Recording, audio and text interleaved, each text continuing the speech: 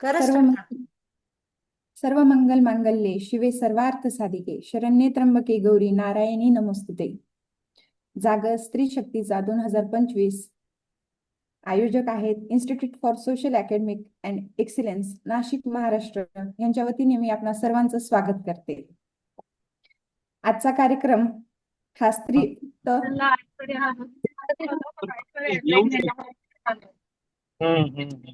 Hello.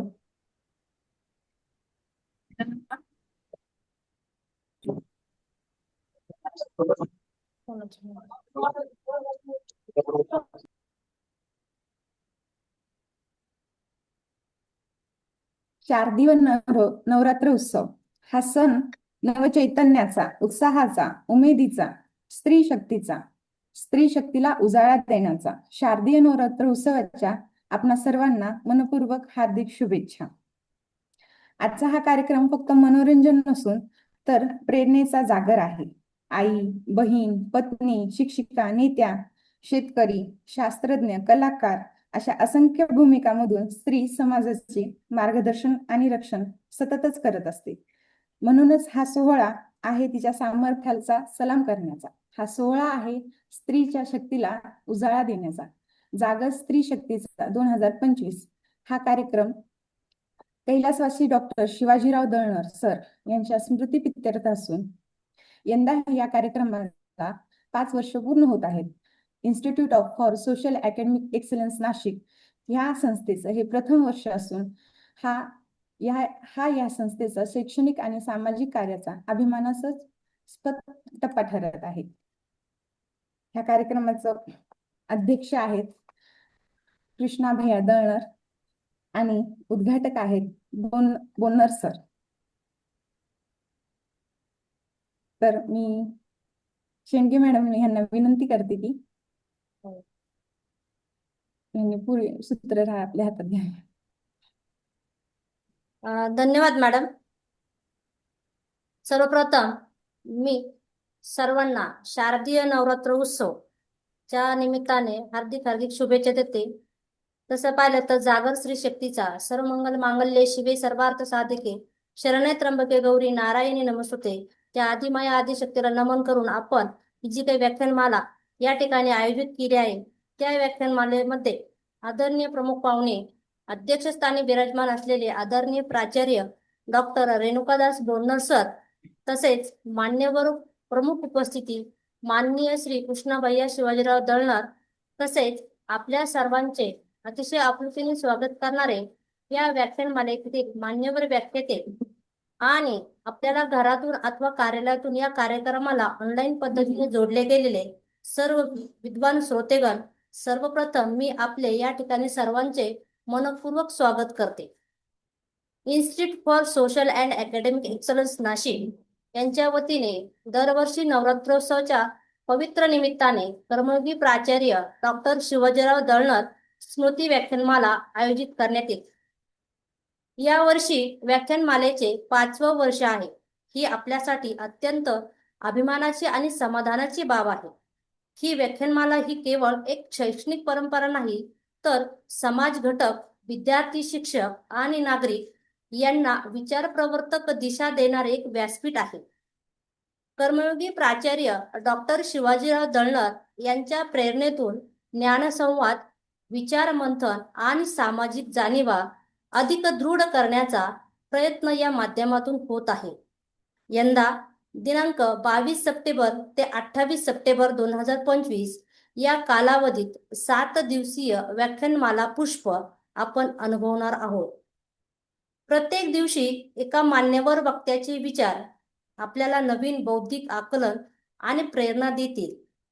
आजच्या उद्घाटन प्रसंगी दीपप्रज्वलनाच्या मंगल क्षणाने आपण ही व्याख्यानमाला प्रारंभ करत आहोत. यासाठी मार्गदर्शन करण्यासाठी आज श्री माननीय कृष्णा भैया दळणर आपल्यामध्ये उपस्थित आहेत.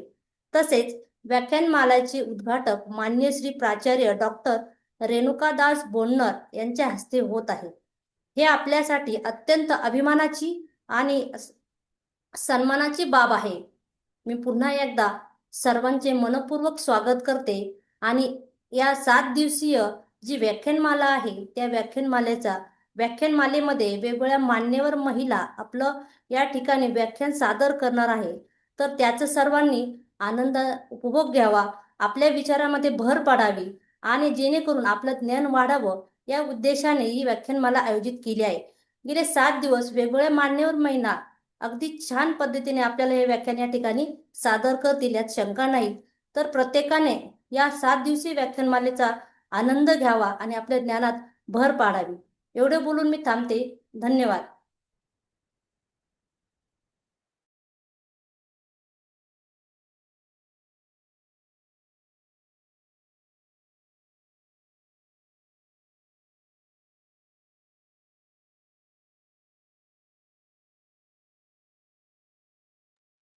आवाज येत नाही मॅडम तुमचा. धन्यवाद मॅडम. आपण खूप सुंदर पद्धतीने प्रास्ताविक सादर केलं. आता मी स्वागत करते कृष्णा दळणार भैया यांचं आणि अध्यक्ष माननीय प्राचार्य डॉक्टर रेणुकादास बोन्नर सरांचं. मॅडम दीप प्रज्वलन बाकी आपलं हा, दीप प्रज्वलनासाठी यांना विनंती करते की आपण दीप प्रज्वलन करून कार्यक्रमाची एक सुंदर सुरुवात करावी.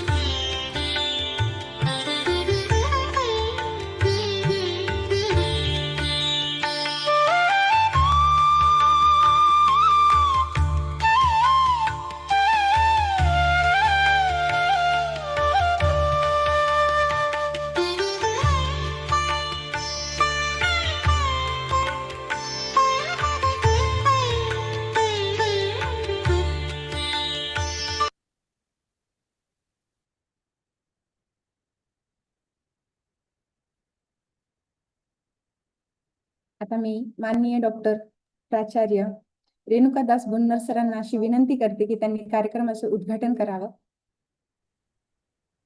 नाही आहेत का? जॉईन आहेत का? एक मिनिट चेक करा. बोन्नर सर.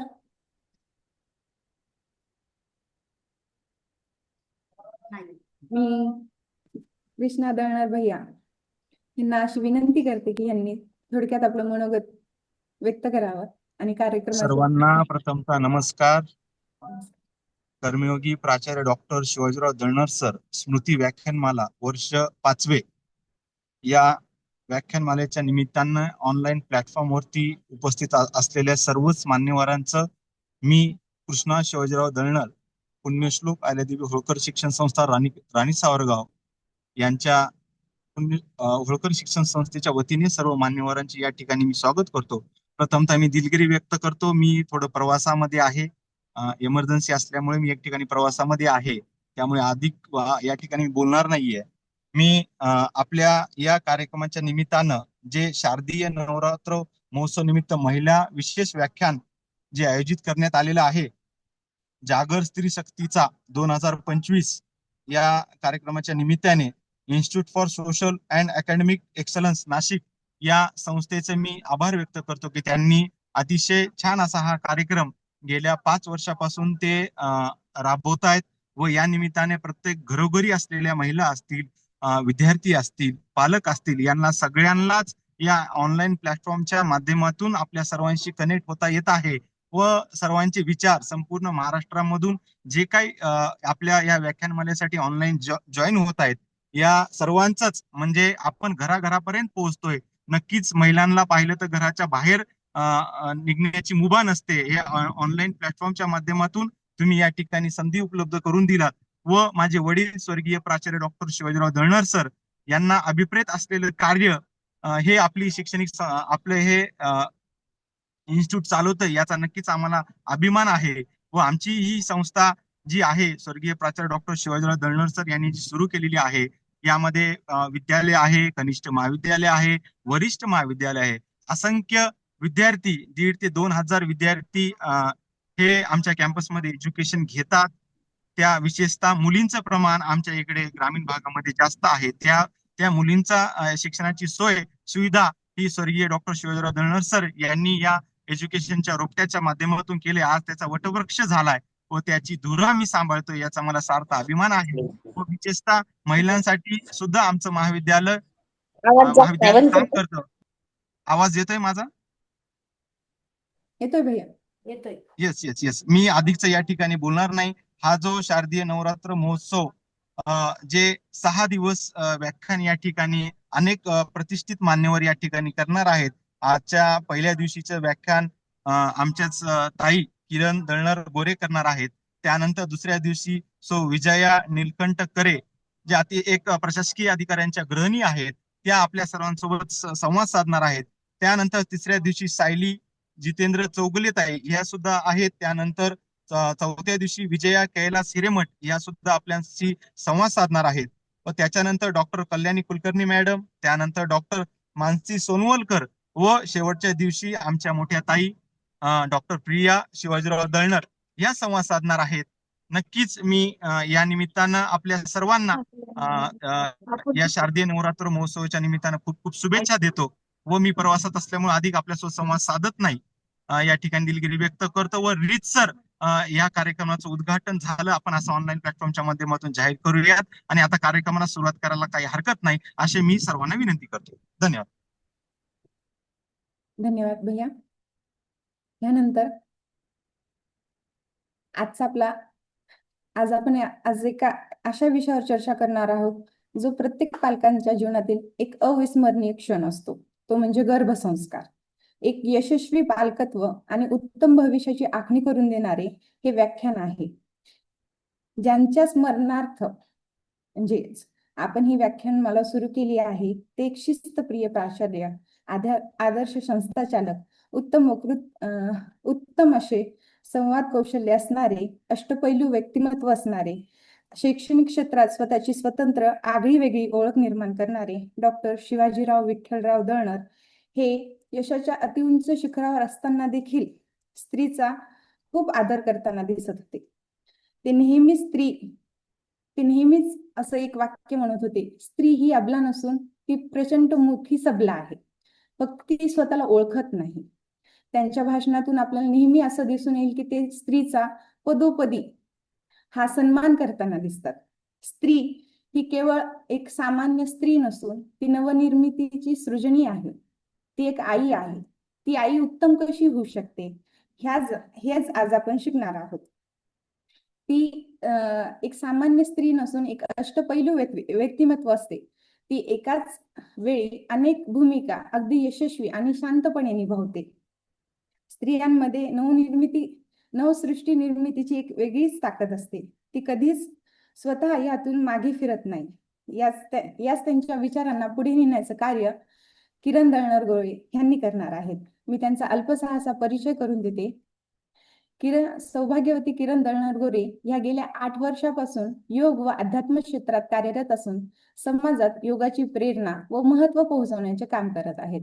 यांनी BSc BEd MBA in human resource MA योगशास्त्र यासोबतच naturopathy, yoga therapy, sound healing, face yoga, गर्भसंस्कार प्रशिक्षण आणि ध्यान योग शिक्षक अशा विविध पदव्या मिळवल्या आहेत. तसेच ज्योतिषशास्त्र, अंकशास्त्र आणि वास्तुशास्त्र या विषयात त्यांनी शास्त्रशुद्ध पद्धतीने शिक्षण पूर्ण केले आहे. सध्या त्या ऑफलाईन व ऑनलाईन माध्यमातून योग व गर्भसंस्काराचे क्लासेस घेतात आणि आशीर्वाद योग नॅचरोपॅथी कॉलेज नाशिक येथे MA योगशास्त्राच्या लेक्चरर म्हणून कार्यरत आहेत. लेखन आणि वाचनाची त्यांना आवड असून या छंदातून कविता व लेख लिहितात. अष्टांग योग, अंतरंग योग, गर्भसंस्काराचे महत्व, ज्येष्ठ नागरिकांसाठीचे व्यायाम आणि विद्यार्थ्यांसाठी एकाग्रता वाढवणारे योग, महिला आरोग्य या विषयावर त्यांनी विविध व्यासपीठांवर व्याख्यान दिली आहेत. काळाची गरज ओळखून आणि आधुनिक डिजिटल युगात वाढणाऱ्या पिढीला मजबूत मूल्यांचा पाया देण्यासाठी त्यांनी आजच्या व्याख्यानासाठी गर्भसंस्कार भावी पिढी घडवण्याचा पाया ह्या विषय निवडला आहे. गर्भसंस्कार अवस्थेतील संस्कार हेच उज्ज्वल भविष्याची बीजे आहेत. या जाणीवेतून आज ते आपल्याला या विषयावर प्रेरणादायी मार्गदर्शन करणार आहेत. तरी मी सौभाग्यवती किरण दळणार गोरे यांना अशी विनंती करते की त्यांनी आपल्या अमूल्य अशा मार्गदर्शनातून आमच्या विचारांना एक नवीन दिशा द्यावी. किरण दळणार.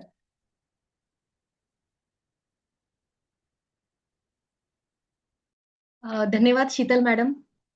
सर्वप्रथम मी सर्वांना शुभेच्छा देते. शारदीय नवरात्र उत्सव आजपासून सुरू झाला आहे.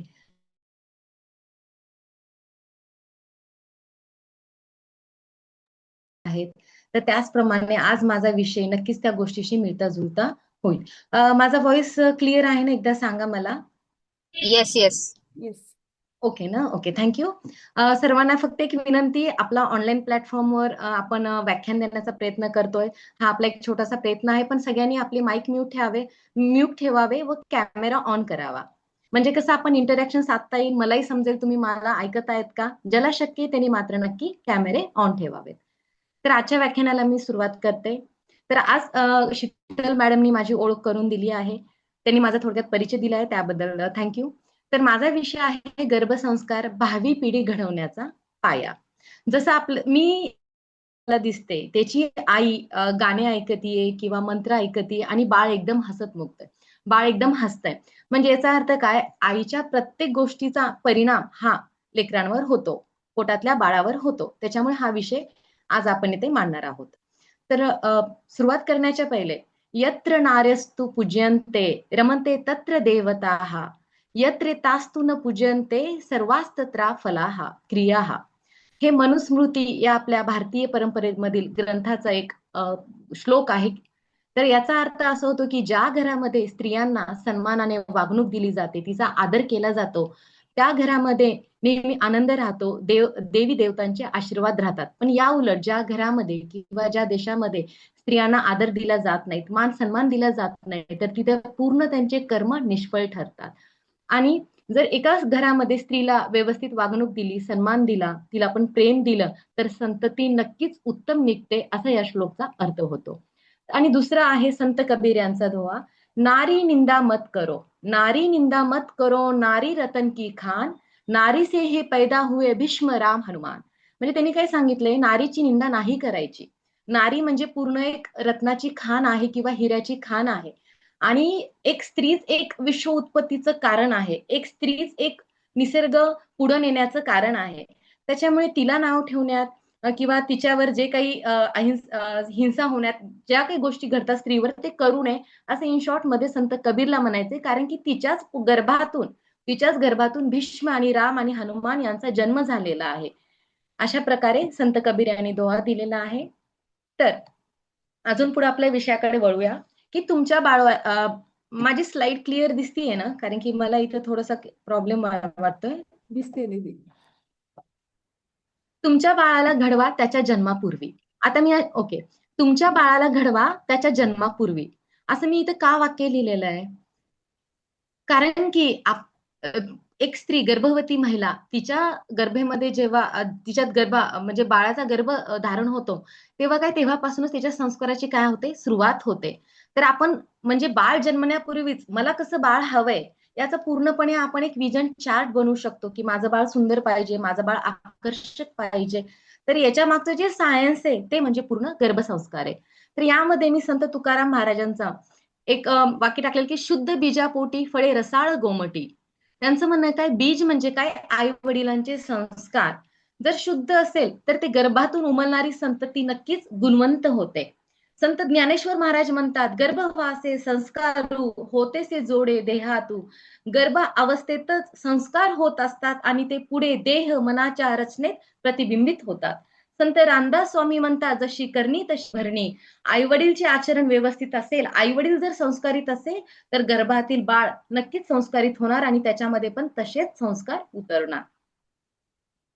आता हे मी स्लाइड मुद्दावून टाकलीये. शुद्ध बीजापोटी फळे रसाळ गोमटी. आपण पाहिले संत तुकाराम महाराजांनी म्हणलेलं आहे. तर इथं बीज दिसतंय. ठीक आहे, जर बीज शुद्ध असेल, इथं बीज या शब्दाचा अर्थ आपण आई वडील, ठीक आहे, आपले पूर्वज हा इथे घ्यायचा आहे. जर बीज शुद्ध असेल तर ते शुद्ध बीजाचं बरोबर काय होणार आहे, कल्पवृक्ष तर नक्कीच होणार आहे. पहिले बीज आहे, नंतर त्याचे उत्तम संस्कार आणि पालन पोषण करायचं त्या बाळाचं, आणि पुढे जाऊन त्या बाळाचं काय होणार आहे, म्हणजे त्या बीजाचं कल्पवृक्ष होणार आहे. मुळातच बीज सुधारलेले असेल तर वृक्ष निर्दोष उपजेल का, नाही उपजणार. जर बीज शुद्ध असेल तर 101% वृक्ष चांगलं निघेल. ठीक आहे, आपण बीज मध्ये खराबी असेल, बीज हे दोष असेल, तर वृक्ष चांगलं निघणार का, नाही निघणार. म्हणून मुळात बीज सुधारलेले असेल तर वृक्ष निर्दोषच उपजेल. बाळाची खरी ओळख संस्कार, संस्कार कर्माची मूळ आहे, आणि मूळ चांगले असेल तर काय होणार, कल्पवृक्ष होणारच. या प्रकारे जसा निसर्ग आहे, प्रत्येक निसर्गामधला प्रत्येक सजीव जीव हा उत्पत्तीचं कारण आहे. तो पुढे पुढे पुढे आपलं काय करत जातो, पास करत जातो. त्याचप्रमाणे मानव ही मनुष्य जात टिकवण्यासाठी आपलं बीज शुद्ध असणं गरजेचं आहे. जर तुम्ही आजचा आधुनिक काळ बघितला तर किती प्रमाणात म्हणजे काही मुलं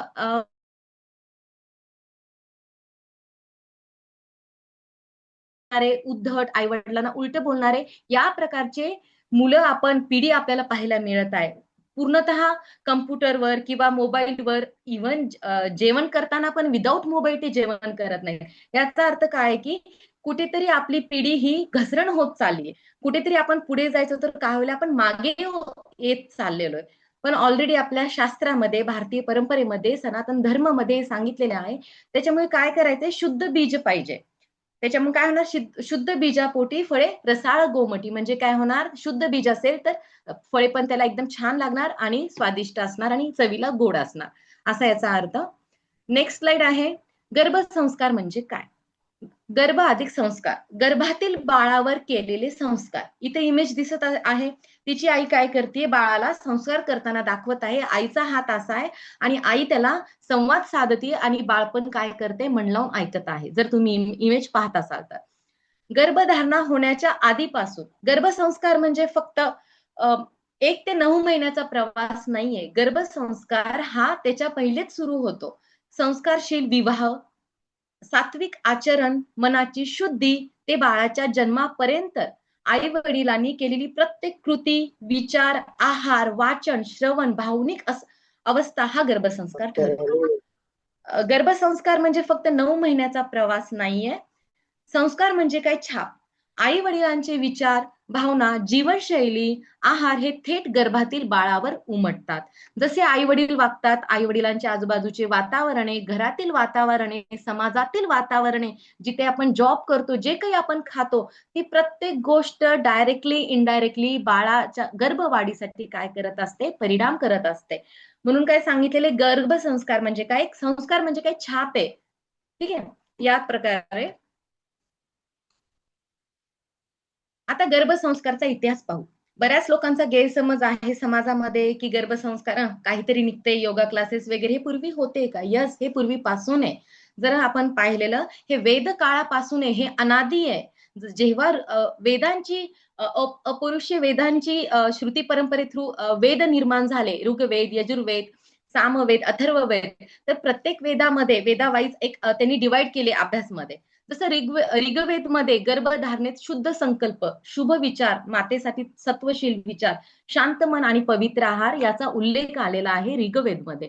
अथर्ववेद मध्ये गर्भरक्षणासाठी मंत्र, आईच्या आचार विचारांचा थेट परिणाम संततीवर होतो, हे पण अथर्ववेद मध्ये सांगण्यात आलेले आहे.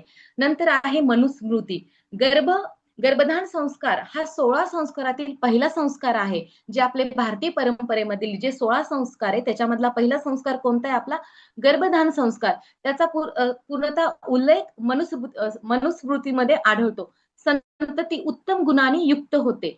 चरक संहिता, माता पित्याचा आहार विहार, मानसिक स्थिती, संततीचे गुण, गर्भधारणेपूर्वी व नंतरचे संस्काराचे महत्व हे चरक संहितामध्ये पण उल्लेख आढळतो. सुश्रुत संहिता, आईच्या आहार विहाराचा बाळावर परिणाम, सात्विक जीवनशैली व औषधी आहाराचे महत्व. हे काय आहे? आपले गर्भसंस्कारचा इतिहास आहे. गर्भसंस्कार, योगा क्लासेस हे आताच ट्रेंडिंग नाहीये या आधुनिक काळामध्ये. हे फार पुरातन आहे, पण लोकांना अज्ञानापोटी ह्या गोष्टी माहिती नाहीये आणि म्हणून आता ह्या गोष्टींची गरज, जर तुम्ही पिढी पाहतायत, ही जनरेशन पाहतायत, झेनजी जनरेशन, त्याच्या पुढे येणाऱ्या ज्या जनरेशन पाहतायत, आपण पाहतो त्यांचे विचार कसे, आचार कसे, विहार कसं संपूर्ण विरुद्ध आहे निसर्गाच्या. तर हे कुठंतरी आपल्यासारखी पिढी थांबवणं गरजेचं आहे. त्यामुळे आज गर्भसंस्कार हा अतिशय महत्वाचा विषय झाला आहे. तुम्ही साईडला इमेज पाहतात, ही आपल्या एका हिंदू धर्मातील मंदिरातील कलाकृती आहे, की याच्यामध्ये दाखवली प्रेग्नेंट वुमन आहे, प्रेग्नेंट स्त्री आहे आणि ती इथे उल्लेख म्हणजे आपल्या इव्हन हिंदू टेम्पल मध्ये पण प्रत्येक 9 महिन्याचा प्रवास गर्भवती स्त्रीचा, गर्भधारणा कशी होती, बीज वगैरे, त्या प्रत्येकाचा प्रवास आपल्या हिंदू टेम्पल मध्ये पण काय केले, कलाकृतीमध्ये दाखवण्यात आलेला आहे, की हे इतकं जुनं आहे. पण की आपलं दुर्लक्ष त्या गोष्टीकडे, की आपण या गोष्टीकडे काय केलं, लक्ष केलेलं नाहीये. नेक्स्ट आहे आता, की आता मी ते उदाहरणं टाकली आहेत. बरं, काय प्रूफ आहे? खरंच गर्भसंस्कार काम करतात का? Really is it work? हे खरंच काम करतात का? बऱ्याच जणांना प्रश्न येतात, डाऊट्स निर्माण करणारे भरपूर जण असतात, की काम करतात का गर्भसंस्कार? त्याच्यामुळे मी ती उदाहरणं टाकलेली आहे आणि उदाहरणामध्ये सर्वात एक, की कैकेयीने भरताला गर्भात असतानाच वीरतत्वाचे संस्कार दिले आहेत. महाभारतातील अभिमन्यू तर सगळ्यांना माहितच आहे. महाभारतातील अभिमन्यूचे उदाहरण सर्वश्रुत आहे. युद्धातील तंत्रे त्याने गर्भात असतानाच ऐकली आणि त्याचा परिणाम त्याच्या शौर्यावर झालाय, आपल्याला दिसून येतो. प्रल्हाद आईच्या गर्भात असतानाच नारायण भक्त झाला. याच्यावर एक खूप छान मूवी आला होता कार्टून मध्ये, 3D, मला वाटते लास्ट मंथ मध्ये. त्याने खूप छान दाखवलेली, की त्याचे पप्पा एक राक्षस असून पण मग त्याची आई 9 महिने म्हणजे नारायणाची भक्ती करते वगैरे. मग प्रल्हाद पण राक्षस न होता एक देवी गुण संपन्न संतती होतो. ते खूप छान मूवी मध्ये दाखवलेलं आहे. आणि नंतर हे जिजाऊनी छत्रपती शिवाजी महाराज तर आपल्या सगळ्यांपुढे खूप मोठं उदाहरण आहे. जेव्हा छत्रपती महाराज जिजाऊ मातेच्या गर्भामध्ये होते, तेव्हाच मातेने धर्म, शौर्य, राष्ट्रप्रेमाचे काय दिले, तिथेच बीजे रोवली. त्याच्यामुळे आपण शिवाजी महाराज सारखे मोठे महान महाराज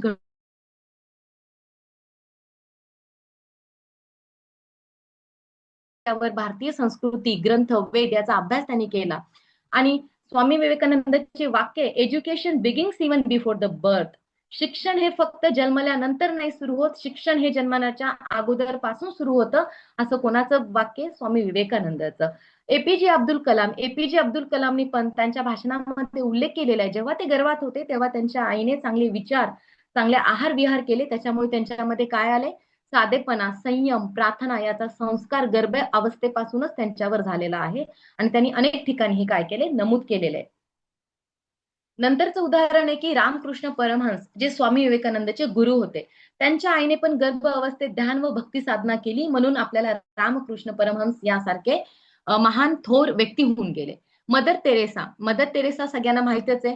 त्यांची आई रोज प्रार्थना करून म्हणायची, देवा माझं बाळ इतरांना मदत करणारा हो. म्हणजे हे काय करत होती, त्यांची आई गर्भ संवाद साधत होती आपल्या गर्भातील बाळासोबत, की माझ्या बाळाने काय करावी, इतरांना मदत करावी आणि आपल्याला मदर तेरेसेबद्दल सांगण्याची गरज नाहीये. नंतर सुभाषचंद्र बोस, आईने राष्ट्रप्रेमाच्या कथा सांगून त्यांच्या स्वातंत्र्य लढ्याची काय दिली, प्रेरणा दिली. हे आपल्या पुढे उदाहरणं आहेत, मूर्तिमंत उदाहरणं होऊन गेलेली आहेत. महान थोर नेते, व्यक्ती सर्वजण कोण आहेत हे होऊन गेले, जेव्हा त्यांच्या मातेने, आईने गर्भात आपलं बाळ वाढत असताना तेव्हाच त्यांच्यावर संस्कार केलेले आहेत. त्याच्यामुळे आपल्यासारख्या या समाजाला इतके मोठे महान आणि थोर लोक लाभलेले आहेत, लागून गेले आहेत. नंतर आहे, की आता जसं भारतीय परंपरेमध्ये 16 संस्कार सांगितलेले आहेत, त्या संस्काराची मी इथं विभागणी करून सांगते तुम्हाला. गर्भधारणेपूर्वी, बिफोर कन्सेप्शन, म्हणजे महिला गर्भवती राहण्याच्याच पहिले गर्भधान संस्कार असतो. ठीक आहे, मूल जन्माला येण्यापूर्वीच होणारे संस्कार याला गर्भधान संस्कार म्हणतात. पवित्र संकल्प व प्रार्थना करून संततीसाठी तयारी करणे. पवित्र संकल्पन म्हणजे काय, की माझं होणारं बाळ हे या समाजासाठी, माझ्या कुटुंबासाठी चांगलं ठरावं, त्यांनी मदत करावी, प्रेमळ निघावं, समाजामध्ये एक उदाहरण देऊन त्यांनी जावे, त्यासाठी एक पवित्र संकल्प ठेवला पाहिजे मातेने आणि प्रार्थना केली पाहिजे. कोणासाठी? तर एक चांगली संतती लाभण्यासाठी. हे आहे गर्भधान संस्कार. तुम्हाला साईडला इमेज दिसत असेल, गर्भामधलं बाळ आहे आणि त्याच्या मी थोडे छोटे छोटे इमेजेस टाकलेले आहेत, ओम, पुस्तकं, पेंटिंग वगैरे. AI ब्रेन, म्हणजे काय की आईने ह्या सगळ्या गोष्टी केल्या तर ऑटोमॅटिक त्या बाळामध्ये काय होणार आहे, रुजणार आहे. आपल्याला बी पेरायचं काम करायचे आणि त्या बीला सतत पाणी घालत राहायचे, ऊन देत राहायची, हवा देत राहायची, तेव्हा कुठे जाऊन त्याचा वटवृक्ष होणार आहे. तसंच गर्भामध्ये जेव्हा गर्भधारणा झाली तेव्हा आईने चांगले आचरण केले पाहिजे, आहार खाला पाहिजे, चांगले विचार केले पाहिजे, चांगली पुस्तकं वाचले पाहिजे. हे काय होणार आहे, ह्या सगळ्या गोष्टी म्हणजे काय, आपण त्या बीजाला पाणी घालतोय, पोषक वातावरण देतोय त्याच्या वाढीसाठी, त्याच्या निर्मितीसाठी. ठीक आहे. नंतर काय आहे, गर्भधारणेत जेव्हा प्रेग्नेन्सी राहते, जेव्हा एखादी वुमन प्रेग्नेंट राहते, त्याच्यानंतर पुसवन संस्कार आहे. फिटस प्रोटेक्शन रिच्युअल म्हणतात त्याला. म्हणजे काय, आता मला फॉर एक्झाम्पल गर्भधारण झालाय, तो गर्भ व्यवस्थित राहावा, संरक्षित राहावा, की जसे आता आजकाल केसेस मिसकॅरेज होतात किंवा गर्भाची वाढ होत नाही, बरेच काही गायनेकोलॉजिस्टिक कॉम्प्लिकेशन्स येतात प्रेग्नेन्सीमध्ये. तर त्याचा विचार करून आपल्या भारतीय परंपरेमध्ये पहिलाच काय, पुसवन संस्कार म्हणजे फिटस प्रोटेक्शन रिच्युअल आपल्याला ऑलरेडी त्यांनी सांगितलेलं आहे, की गर्भातील बाळ निरोगी व समर्थ होण्यासाठी काय केलं पाहिजे. गर्भवती महिलाने आपल्या बाळाच्या रक्षणासाठी काय केलं पाहिजे, या पुसवन संस्कारमध्ये आहे. नंतर आहे बेबी शावर रिच्युअल. हे आजकाल सगळीकडे होतं. प्रत्येक घरी सॉरी जिथे स्त्रिया प्रेग्नेंट असतील तर बेबी शावर म्हणजे चोळीचा प्रोग्राम आपल्या कॉमन भाषेमध्ये म्हणतात, तो सगळीकडेच होतो. त्याचा अर्थ काय, तो एक संस्कार आहे गर्भिणीचे मानसिक व शारीरिक स्वास्थ्य राखण्यासाठी तो संस्कार केला जातो. नंतर आहे बाळ झाल्यावर. आता मी जसं सांगितलं, सुरुवातीपासून माझा जोर कोणत्या गोष्टीवर आहे, की हा फक्त 9 महिन्याचा प्रवास नाही, त्याच्या पूर्वी पण आहे आणि त्याच्यानंतर पण आहे. आता बाळ झाल्यानंतर आफ्टर चाइल्ड बर्थ काय करणार, जन्मानंतर बालक व पालकांच्या जीवनातील संस्कार आहे, जन्म ते बाल्य अवस्थापर्यंत जातकर्म. जातकर्म म्हणजे काय, बर्थ सेरेमनी. आता घरामध्ये का बेबी आलं, मूल असो, मुलगा असो, मुलगी असो, खूप मोठे एक आनंदाची बाब असते. तर काय करायचं, बाळाचं स्वागत करायचं. हा पण काय आहे, एक संस्कार आहे. दुसरा आहे नामकरण, नेमिंग सेरेमनी, की बाळाचं शुभ नाव ठेवायचं. आपल्या भारतीय परंपरेमध्ये पत्रिका पण दाखवल्या जाते, त्याच्या राशी वाईज त्याचं कोणतं अक्षर आलं त्याच्या वाईज नावं ठेवले जातात. आजकाल तर काही पण नावं ठेवण्यात येत आहेत, पण जुने कोणती नावं होते, जास्त देवांची नावं वापरण्यात येत होते, जसं राम, राघव, लक्ष्मण किंवा विकास अशासारखे थोडी चांगली नावं होती. का शुभ नाव ठेवायचं आपल्या बाळाचं, कारण की 24 तास तुम्ही त्या बाळाला त्या नावाने हाक मारणार. सपोज तुम्ही एखाद्या बाळाचं नाव रुद्र ठेवलं, रुद्र नाव वाईट नाहीये, पण ते काय, रुद्र याचा मिनिंग काय, क्रोधिष्ट, रागिष्ट. आणि दिवस ए रुद्र इकडे, रुद्र बाळा इकडे, तर काय होणार, त्याचं नकळत इनडायरेक्टली त्या रुद्र नावाचा संस्कार, रुद्र नावाचा मिनिंग त्याच्या सबकॉन्शियस माइंड मध्ये काय होणार, स्टोअर होणार आणि उद्या जाऊन नकळत ते बाळ काय होणार, रागिष्ट होणार. हे खूप मी ढोबळ शब्दात सांगते नामकरण. म्हणून आपल्या बाळाचं नाव ठेवताना व्यवस्थित ब्राह्मण पत्रिका दाखवून त्याची राशी कोणती त्याच्यानुसार नाव ठेवलं तर भविष्यात येणाऱ्या काय होतात, त्याच्या अडचणी समस्या दूर आता पहिलेच टळल्या जातात. त्याच्यामुळे बाळाचं नाव काय ठेवलं पाहिजे, शुभ ठेवलं पाहिजे, अर्थपूर्ण नावं पाहिजे. नंतर आहे निष्कर्म. निष्कर्मण म्हणजे फर्स्ट आउटिंग, म्हणजे पहिल्यांदा बाळाला जेव्हा घराच्या बाहेर नेतात, ते पण एक आपल्यामध्ये संस्कार आहे. नंतर आहे अन्नप्राशन. आजकाल हा संस्कार केला जातो, की फर्स्ट फीडिंग, पहिल्यांदा अन्न देणे, बाळाला जे काही खाऊ घालायचे, 6 महिन्यानंतर अन्नप्राशन संस्कार होतो, तर ते अन्न देताना तो पण काय आहे, एक संस्कार आहे. नंतर आहे मुंडन म्हणजे जावळं. आपल्या भाषेमध्ये आपण म्हणतो जावळं. सहसा कुठेतरी 1 वर्ष किंवा 6 महिन्यानंतर बाळाचे जावळं काढले जातात, कारण की ह्या सगळ्या गोष्टी फर्स्ट आहे, पहिल्यांदा घडतायत, म्हणून ह्याला संस्काराचे नावं दिलेत. म्हणून हे जेव्हा फर्स्ट टाइम राहतं तेव्हा हे करणं मस्ट आहे, कारण की हे संस्कार कोणावर घडणार आहेत, आपल्या बाळावर घडणार आहेत. नंतर आहे कर्णवेध म्हणजे काय, कान टोचणे. तो पण संस्कार बऱ्याच जणांना काय माहिती आहे. नंतर नंतर आहे विद्याआरंभ म्हणजे काय, जेव्हा बाळ बाल्य अवस्थेतून थोडं मोठं झालं म्हणजे काय, विद्याआरंभ, बिगिनिंग ऑफ एज्युकेशन. जेव्हा त्याला एज्युकेशन स्टार्ट करायचे तो पण एक त्याचा संस्कार असतो. नंतर आहे उपनयन. ठीक आहे, उपनयन म्हणजेच काय, की तिथे पण शिक्षणाचीच एज्युकेशनच सुरुवात होणार आहे, याचा तो संस्कार आहे.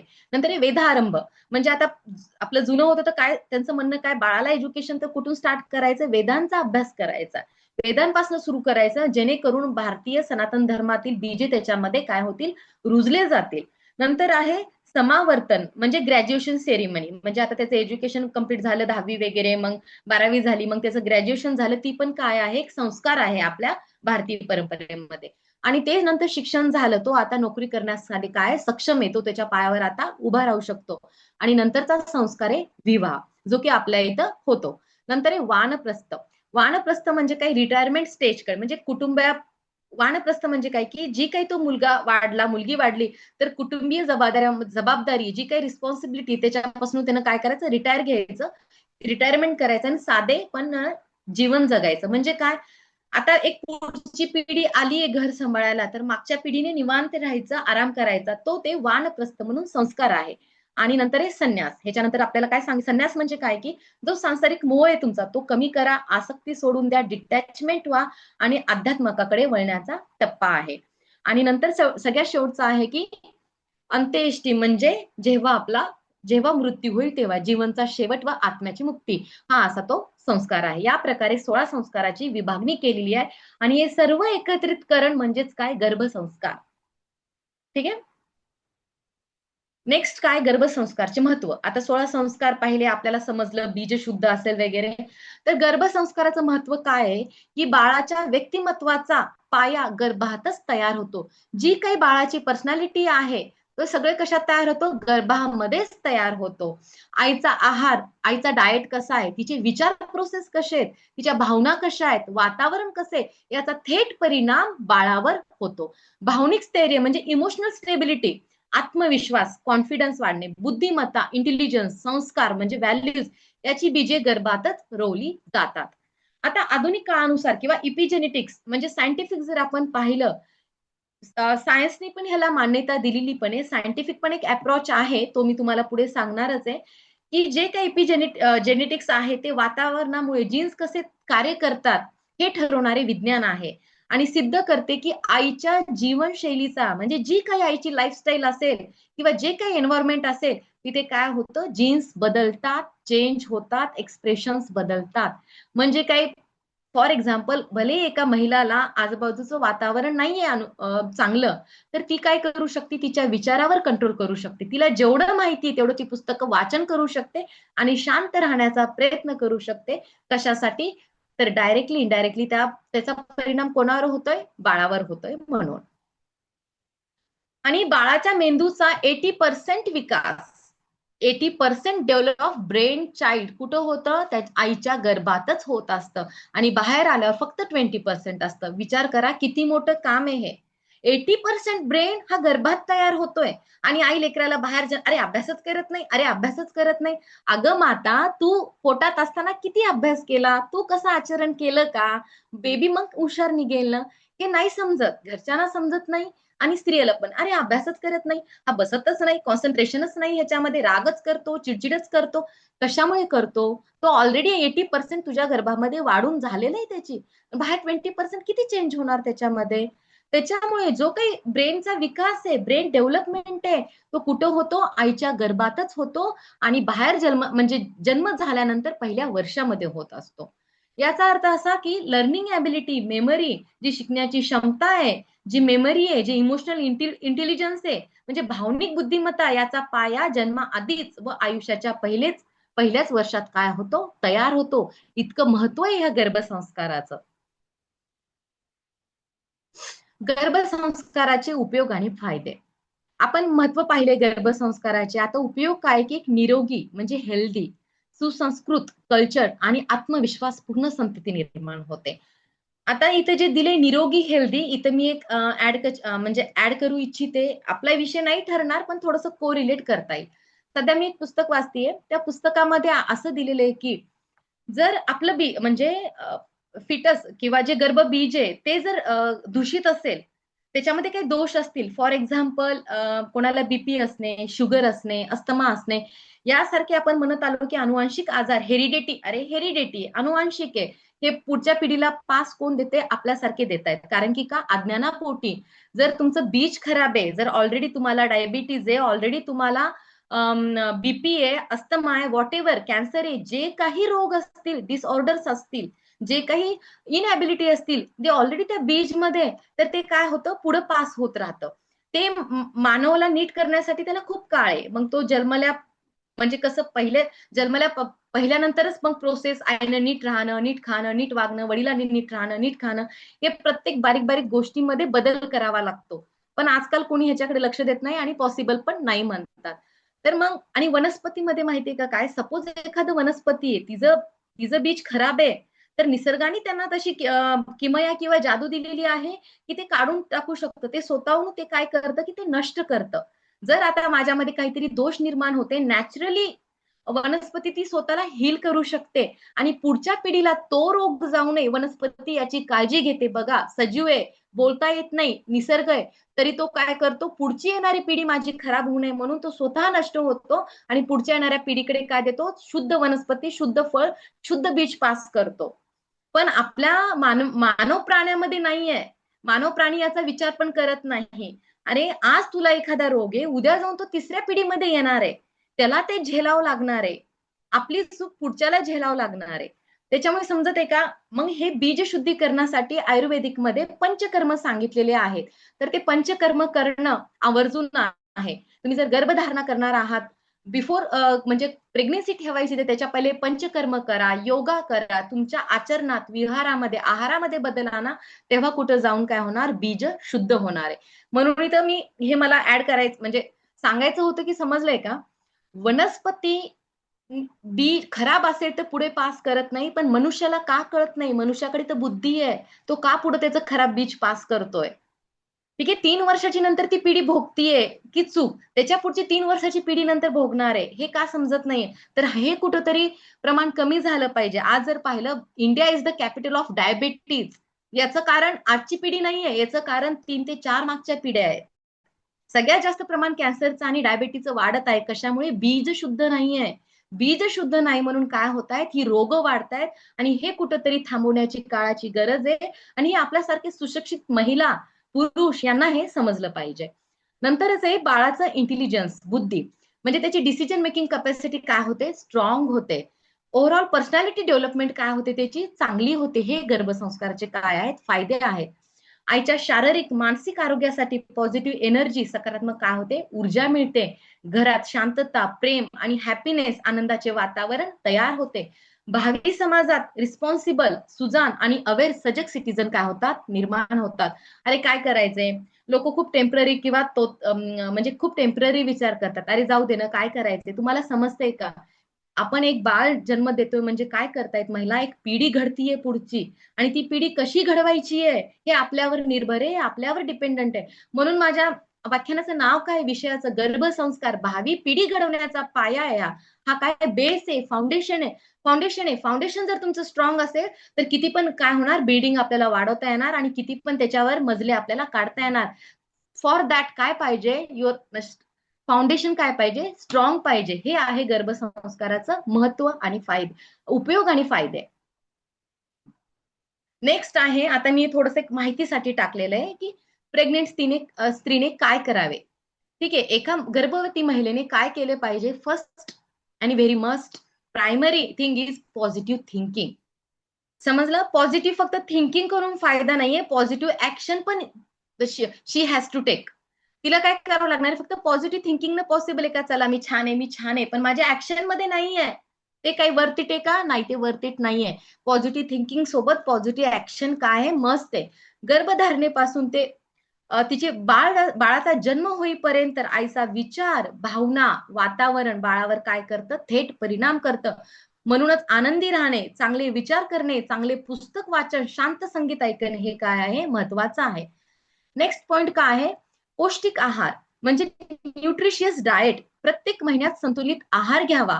मिल्क, घी, सीजनल फ्रुट्स, व्हेजिटेबल्स, स्प्राउट्स म्हणजे जे काही आपला भाजीपाला आहे, जो काही आपला सीजनल फळे येतात ते तिने खाल्ली पाहिजे. Dry fruits, protein rich food, आणि विशेष म्हणजे डॉक्टरांनी दिलेले जे काही तिला मेडिसिन असतील ते तिने काय केले पाहिजे, खाल्ले पाहिजे. ठीक आहे, या प्रकारे काय, एका गर्भवती महिलाचा काय पाहिजे, पौष्टिक आहार असावा. योग आणि प्राणायाम. योग आणि प्राणायाम म्हणजे काय, हलका प्रेग्नेन्सी योगा करावं, मेडिटेशन करावं. डीप ब्रिदिंग केल्याने शारीरिक व मानसिक काय मिळते, स्टेबिलिटी मिळते.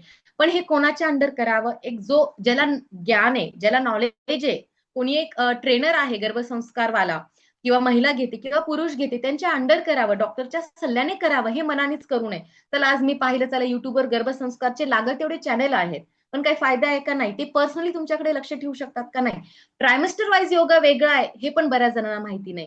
आता ट्रायमेस्टर वाईज म्हणजे काय, 9 महिन्याचा जो महिने असतात, तर पहिले 3 म्हणजे फर्स्ट ट्रायमेस्टर, मधले 3 महिने म्हणजे सेकंड ट्रायमेस्टर, आणि शेवटचे 3 महिने म्हणजे थर्ड ट्रायमिस्टर वाईज योगा, आसन, मेडिटेशन आणि गर्भसंवाद हा वेगळा आहे आणि हा बदलतो. हे महिलांना माहिती नसतं. युट्यूबवर पाहतात, ठीक आहे, नॉलेज म्हणून तुमच्या पर्सनल लर्निंगसाठी तुम्ही पहा, पण तो प्रयोग स्वतः नका करू. जोपर्यंत त्याचं तुम्ही नॉलेज कोणाकडून घेत नाही, जोपर्यंत तुम्हाला प्रॉपर गायडन्स मिळत नाही, कोणी चांगला मार्गदर्शक नसेल, तर मनाने युट्यूब चॅनल पाहून, फेसबुक, व्हॉट्सअप लागल तेवढ्या पोस्ट असतात, ते पाहून करायचं नसतं. कारण की तिथं पर्सनल तुमच्याकडे लक्ष ठेवायला कोणी नसतं. ठीक आहे. नंतर आहे बाळाशी संवाद, म्हणजे बॉन्डिंग विथ बेबी. बाळाशी बोलणे, कथा सांगणे, गाणी ऐकवणे, स्तोत्र वाचन हे बाळाच्या भावनिक आणि मानसिक विकासासाठी उपयुक्त ठरते. हे कोणी करावं? गर्भवती महिलेने. जेव्हा एखादी महिला गर्भवती, या बेसिक गोष्टी तिने केल्या तर चांगलं होईल. म्हणजे गर्भसंस्काराची कुठेतरी पहिलेच सुरुवात होऊन जाईल. आणि सगळ्यात शेवटचं आणि महत्वाचं, डॉक्टरचा सल्ला. विदाऊट डॉक्टर्स परमिशन काहीच करायचं नाही. डॉक्टर जे म्हणेल ते. मग त्यांचे जे आपले रिपोर्ट असो, स्कॅन असो, ब्लड टेस्ट असो, काही का असताना जे आपल्याला करायचे, योगा करायचं की नाही, मी हे केलं नाही पाहिजे की नाही, हे सर्व कोणाच्या? डॉक्टरच्या सल्ल्याने आणि डॉक्टरच्या मार्गदर्शनाखाली गर्भवती महिलेने करावे. हे झालं एका गर्भवती महिलेने करणाऱ्या गोष्टी. आता बघा, इथे मी तुम्ही इमेजकडे लक्ष केलं असेल प्रिव्हियस स्लाइड मध्ये. हे सपोज हे सगळे फॉलो एका प्रेग्नेंट लेडीने केले, तर तिचं बाळ बघा, ती हसतमुख आहे, तिचं बाळ पण एकदम शांत, भव्य, दिव्य, प्रकाशमय होणार आहे, तेजस्वी होणार आहे. आणि नेक्स्ट स्लाइड बघा, हे डोंट्स. सपोज हे ज्या गोष्टी आता निगेटिव्ह वगैरे, तेव्हा बघा, आई नाराज तर पोटामधलं बाळ पण नाराज आहे. ठीक आहे. इमेज तुम्हाला व्हिज्युअलाइज, त्याच्यामुळे मी इमेज जास्त टाकल्या की तुम्हाला समजायला पाहिजे. हे फक्त ओरली फक्त ऐकून समजणारे का नाही, कुठंतरी हे दृश्य दिसलं पण पाहिजे. पहा, नकारात्मकता. एखादी गर्भवती महिला निगेटिव्ह थिंकिंग करते, सतत राग, दुःख, भीती, वादविवाद, अशांत वातावरण तिने काय केले पाहिजे? टाळावे. जर तिने असे वातावरण नाही टाळले, तर तिचा थेट परिणाम कोणावर होणार? तिच्या गर्भातील बाळावर होणार आहे. हे बाळाच्या मानसिक आरोग्यावर काय करतं? परिणाम करतं.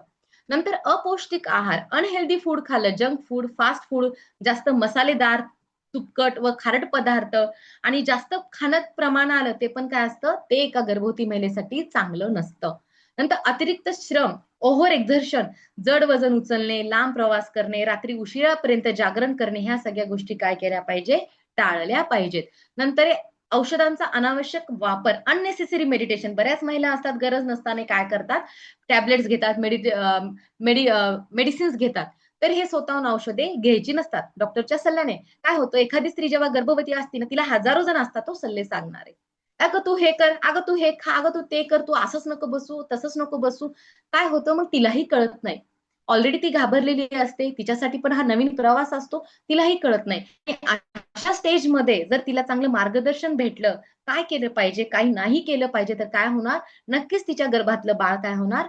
छान निर्माण होणार, संतती कशी होणार? चांगली होणार.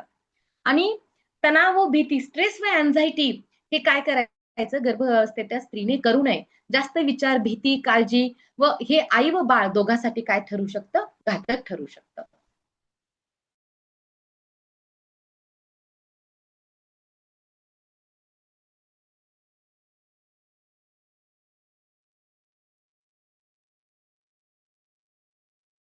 मी मीटिंग मधून ऑटोमॅटिक लेफ्ट झाले होते का? आवाज म्यूट झाला फक्त. ओके, नाही, कारण की एकदम मीटिंग मधून बाहेर फेकण्यात आले, म्हणजे लिव्ह मीटिंग झाली एकदम. आता व्हॉइस क्लिअर आहे ना? थोडस डिस्टर्ब झालं आपलं. Okay, voice is clear? Clear. ठीक आहे, कंटिन्यू. काय कुटुंबाची भूमिका. एक स्त्री जेव्हा प्रेग्नेंट असते, तर गर्भसंस्कार करायची म्हणजे तिचीच एकटीची जिम्मेदारी नाहीये. तूच नीट वागत नाही, तूच हे केलं, तूच असं केलं नाही. जे तिच्या आजूबाजूला लोक आहेत, ती ज्यांच्यासोबत राहते, त्या सगळ्यांचा परिणाम त्या बाळावर आणि त्या स्त्रीवर काय होत असतो. म्हणून इथं मी कुटुंबात फॅमिलीची जे भूमिका आहे, ती इथं मी काय केली? ऍड केली आहे. आईच्या मानसिक आरोग्यावर परिणाम, कुटुंबाचे प्रेम, संवाद, आधार, यामुळे काय होतं? ऑक्सिटोसिन आणि सेरोटोनिन नावाचं हॅपी हॉर्मोन्स ते काय होतं? शरीरामध्ये इन्क्रीज होतं.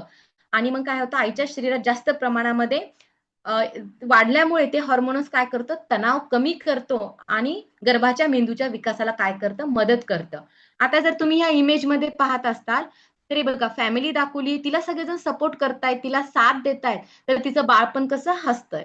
तर एक्झॅक्टली फक्त एक गर्भवती प्रेग्नेंट वुमेनची जिम्मेदारी नाहीये गर्भसंस्कार, तिच्या कुटुंबाची पण जिम्मेदारी आहे की त्या बाळावर चांगल्या प्रकारे संस्कार होले पाहिजे, याची जाणीव, याचं भान त्यांनी पण राखलं पाहिजे. तणावरहित वातावरण. अभ्यासानुसार गर्भवती आई सतत शांत आनंदी राहिली तर कॉर्टिसॉल नावाचं काय होतं हार्मोनच असतं, स्ट्रेस हार्मोन असते, ते काय होतं कमी होतं. स्ट्रेस हार्मोन असते ते इन्क्रीज होत नाही. जर सतत तिला चिंता आहे, राग आहे, घरात भांडण आहे, तंटा आहे, तर त्यामुळे काय होतं स्ट्रेस लेवल वाढते. स्ट्रेस लेवल वाढली म्हणजेच काय होतं कॉर्टिसॉल हार्मोन इन्क्रीज होतं बॉडीमध्ये आणि ते काय करतं वाईट परिणाम करतं शरीरावर. त्याच्यामुळे एका स्त्रीने शांत राहणे आणि तिच्या घरातल्याने तिला सपोर्ट करणे हे फार काय आहे गरजेचं आहे. आणि जसं घरामध्ये जर भजन होत असेल, देवाचं नामस्मरण होत असेल, चांगली चर्चा होत असेल, यामुळे आईच्या मेंदूत काय होतात सकारात्मक तरंग निर्माण होतात, ब्रेन वेव्हज तयार होतात पॉझिटिव्ह, आणि त्याच्यामुळे काय होतं त्या फिटसवर ब्रेन डेव्हलपमेंटवर परिणाम पडतो आणि तो कोणत्या प्रकारे पडतो, तो पॉझिटिव्ह पडला जातो. काय होतो तो सकारात्मक संदेश त्या बेबीपर्यंत, त्या गर्भापर्यंत पोहोचला जातो.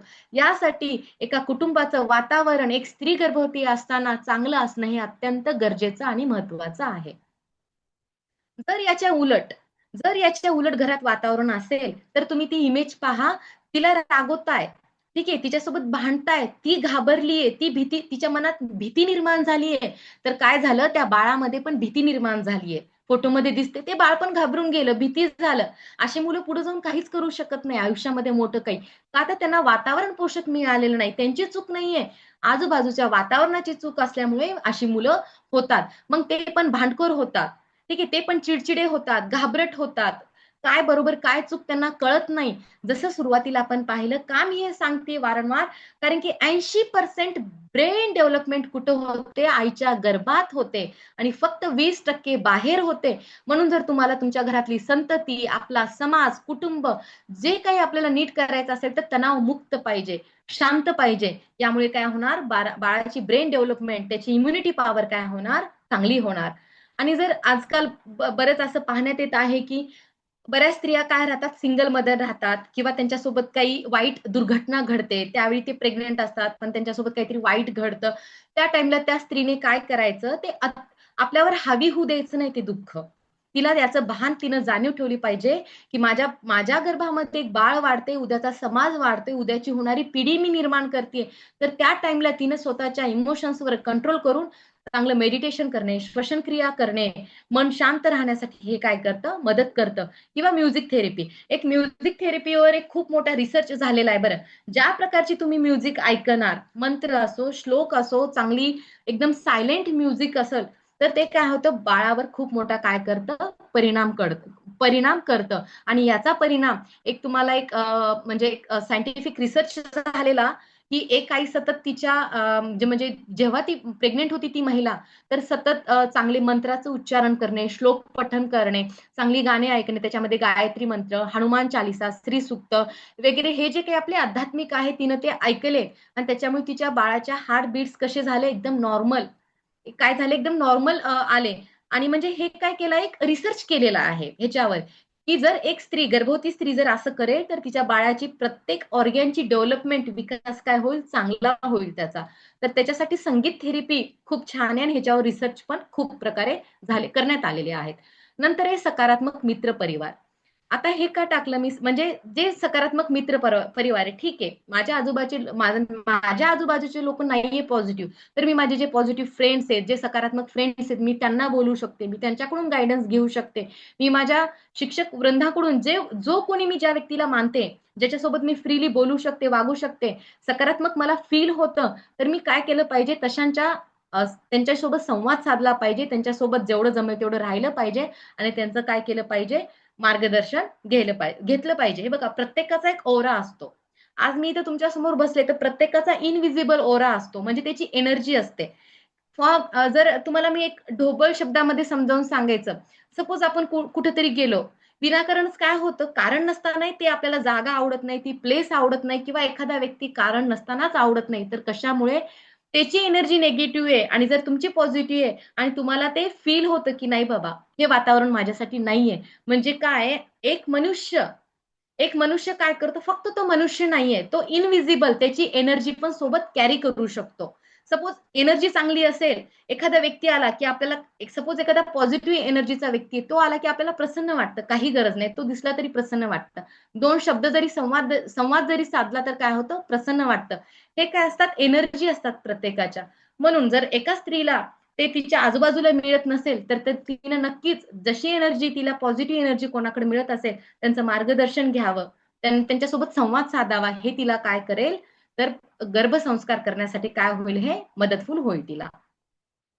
आता इथं मी आवर्जून ही स्लाइड ऍड केली आहे, एक आध्यात्मिक अप्रोच आणि एक सायंटिफिक अप्रोच.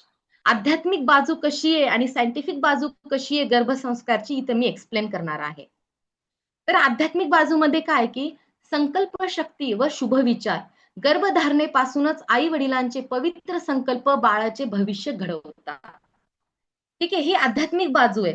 जर आता एखादी स्त्री गर्भवती आहे, तिचे विचार, तिच्या म्हणजे त्या बाळाच्या वडिलांचे विचार, संकल्प शुद्ध असेल, इंटेन्शन जर व्यवस्थित असेल, स्ट्रॉंग असेल, तर काय होणार, ते बाळाचं काय घडवणार, भविष्य घडवणार.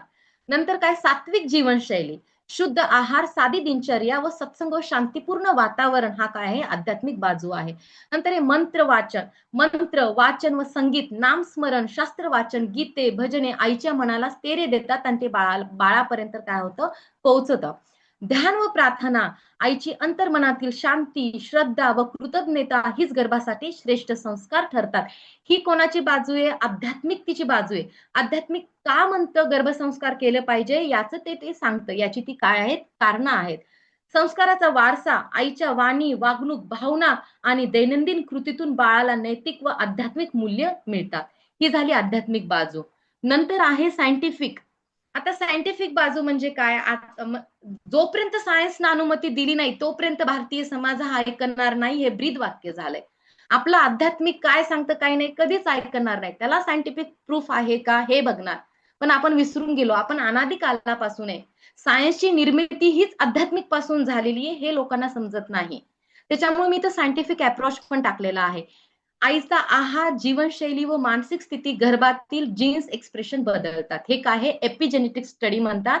आणि हा सायंटिफिक स्टडी केलेला आहे कोणत्या स्त्रियांवर, ज्या स्त्रियांनी त्यांच्या गर्भवती असताना काय केलेले, गर्भसंस्कार घेतलेले आहेत. ठीक आहे. नंतर न्यूरोसायकोलॉजी, आईच्या भावना व हार्मोन्स, ऑक्सिटोसिन, कॉर्टिसॉल, जे आपण हॅपी हार्मोन्स, स्ट्रेस हार्मोन्स पाहिले, ते थेट बाळाच्या मेंदूवर परिणाम करतात. म्हणून एका गर्भवती स्त्रीने शांत राहणे, आनंदी राहणे गरजेचे. कशामुळे, जर ती आनंदी राहिली तर तिच्या बॉडीमध्ये काय होणार आहे, हॅपी हार्मोन्सचं सिक्रेशन होणार आहे आणि त्याच्यामुळे त्याचा परिणाम कोणावर होणार आहे, बाळावर होणार आहे. नंतर आहे सेन्सरी स्टिम्युलेशन, संगीत, आवाज, वाचन यामुळे गर्भाच्या मेंदू व इंद्रियाचा विकास होतो. आता सेन्सरी स्टिम्युलेशन म्हणजे काय माहितीये का, 5 कर्म इंद्रिय आहेत आणि 5 ज्ञान इंद्रिय आहेत. आता जी 5 ज्ञान इंद्रिय, डोळे, नाक, जीभ, त्वचा आणि कान, ही आपली 5 ज्ञान इंद्रिय. या ज्ञान इंद्रियाचं स्टिम्युलेशन कधी होतं माहितीये, म्हणजे त्याचं जे सेन्सेशन आहे ते गर्भातच होत असतं. बाहेर आल्यावर आपण बरेच जण बघतो, कोणाला नीट बोलता येत नाही, कोणाला ऐकू येत नाही, अशा साऱ्या छोट्या मोठ्या समस्या निर्माण होतात. जर बाळाचे सेन्सरी ऑर्गन स्ट्रॉंग करायचे तर ते गर्भातच होतात.